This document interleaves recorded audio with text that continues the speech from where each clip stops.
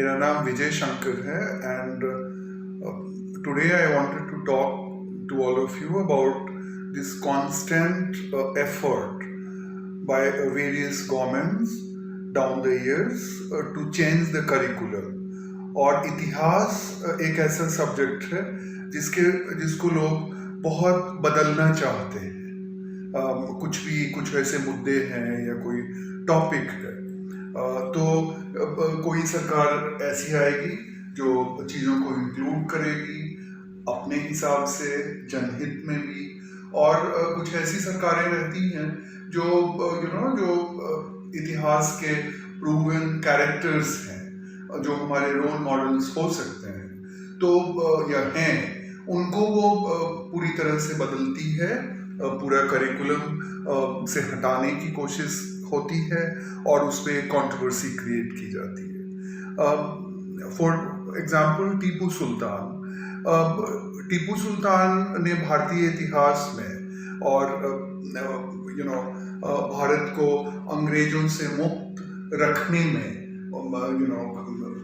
जितना स्ट्रगल किया, जितना फाइट किया, उसका मेरी जानकारी में कोई जोड़ नहीं है।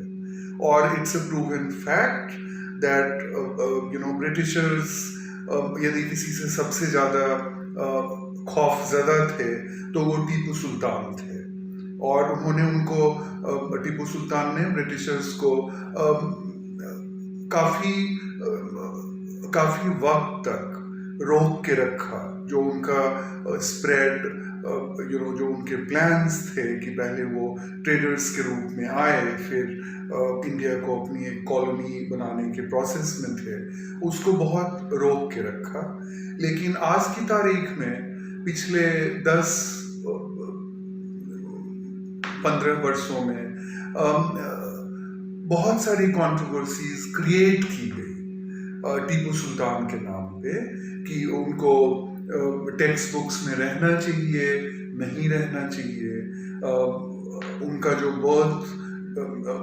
उनका जन्मदिन है उस दिन सरकारी छुट्टी रहनी चाहिए, नहीं रहनी चाहिए, और उनको कितना ऊपर उठाना चाहिए या कितना मलाइन करना चाहिए। तो this is a very wrong trend and he is a very proven character of Indian history. और उनकी जो वीरता है उसके बारे में हमारे आने वाली नस्लों को, जैसे हम लोग जब स्कूल में थे 70s 80s में, तो उनकी जो भी कहानियाँ, उनके बारे में हमने अपनी इतिहास की किताब में जो चैप्टर्स पढ़े और उससे जो भी हमारे मानस पटल पे एक प्रभाव पड़ा, वो बरकरार रहना चाहिए। और आने वाली नस्लों को भी, अभी जो स्टूडेंट्स भी हैं, उन लोगों को ज़्यादा से ज़्यादा टीपू सुल्तान और उनके जैसे जो दूसरे कैरेक्टर्स हैं उनके बारे में बताया जाना चाहिए। इसमें कोई पॉलिटिक्स नहीं होनी चाहिए।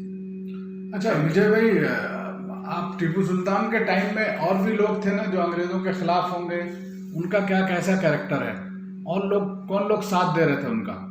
या आपने जिक्र किया कि जो और भी राजा महाराजा थे उनका रूप स्वरूप क्या था उस टाइम में? क्या इतना खुल के कोई सामने आया था उस वक्त?